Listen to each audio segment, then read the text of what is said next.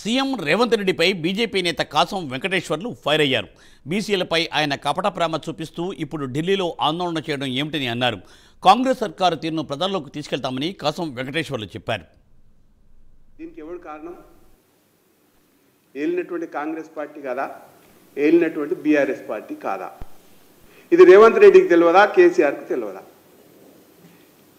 ఇవాళ బీసీల మీద రేవంత్ రెడ్డి ఎందుకు మొసలి కన్నీరు గారుస్తూ ఉన్నారు? ముఖ్యంగా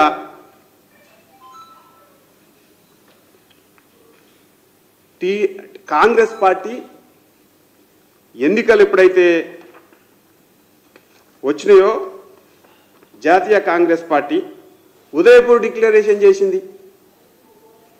ఉదయపూర్ డిక్లరేషన్లో పార్లమెంటుకు 2 అసెంబ్లీ సీట్లు ఇస్తాం బీసీలకు అని చెప్పిండ్రు.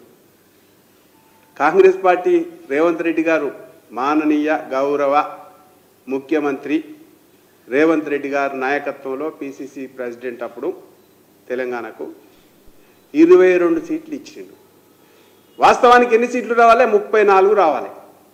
పార్లమెంటుకు 2 అంటే కనీసం 34 రావాలి. 22 సీట్లు మాత్రమే టికెట్లు ఇచ్చిండ్రు. టికెట్లు సీట్లు కాదు, టికెట్లు మాత్రం 22 మాత్రమే ఇచ్చిండ్రు.